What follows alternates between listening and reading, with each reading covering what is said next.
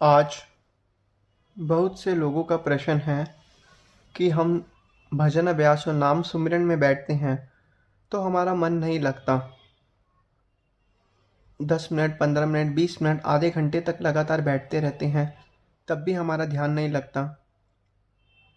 मन में नाना प्रकार के संसारिक विचार जो हैं वो दौड़ते रहते हैं, और इस चक्कर में जो है हम भजन अभ्यास से उठ जाते हैं और हमारा मन नहीं लगता। तो इसका यही कारण है कि जब भी हम नाम जाप सुमिरन में बैठते हैं तो हम सतगुरु को साथ लेकर नहीं बैठते। हम बैठते हैं संसार के ख्यालों को लेकर, संसार की चीज़ों को लेकर। सुमिरन तो करते हैं, भजन अभ्यास में भी बैठते हैं, लेकिन जब हम नाम जाप जपते हैं तो हमें अंदर ही अंदर पता ही नहीं होता कि हमारी जो सुरती है वो संसार की तरफ जा चुकी है, वो संसार के पदार्थों में फंस चुकी हैं, और हमारा ध्यान जो है वो सतगुरु के नाम सुमिरन आराधन से, सतगुरु के स्वरूप से जो है वो टूट जाता है, और हम सतगुरु को साथ लेकर नहीं बैठ पाते।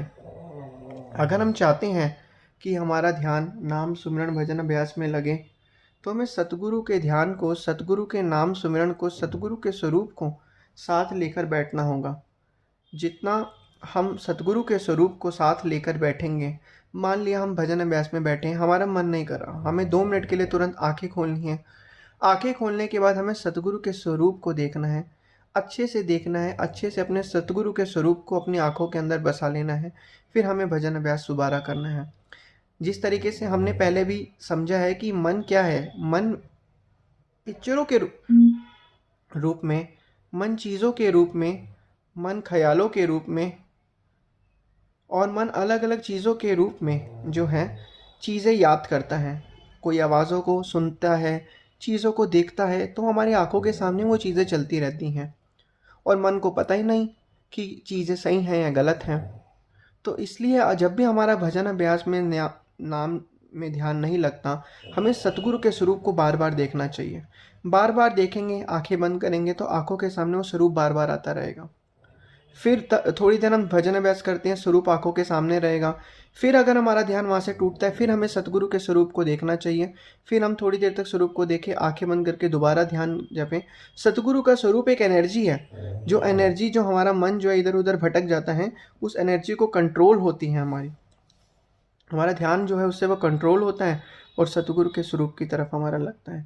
लगातार निरंतर ये अभ्यास हम करते रहेंगे तो सतगुरु का स्वरूप जो है हमारे अंदर स्थिर हो जाएगा। स्थिर होने के बाद जो है हमारा ध्यान सतगुरु के चरणों में लगेगा।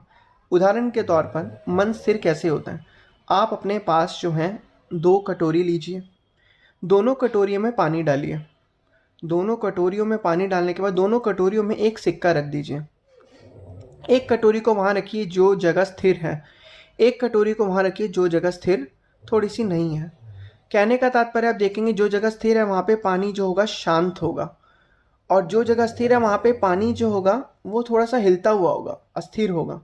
सिक्का दोनों कटोरियों के अंदर रखा है, पानी दोनों कटोरियों के अंदर है, लेकिन जो जगह स्थिर होगी उसके अंदर जब आप उस सिक्के को देखोगे तो आपको सिक्का और सिक्के पे लिखे हुए अक्षर, लिखी हुई चीज़ें आपको क्लियर दिखेंगी।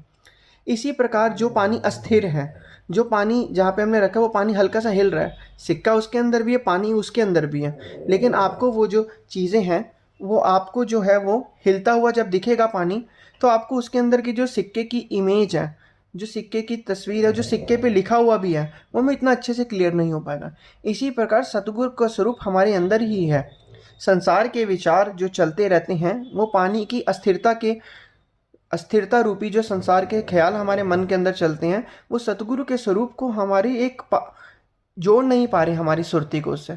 इसी प्रकार जो है हम जो है सतगुरु के स्वरूप का दर्शन दीदार नहीं कर पा रहे हैं। अब दर्शन दीदार करने का जो हम तरीका हमने समझा है, लगातार सतगुरु के स्वरूप का हम जब देखेंगे, दीदार करेंगे, ध्यान करेंगे, संसारिक जो विचार हैं वो स्थिर हो जाएंगे।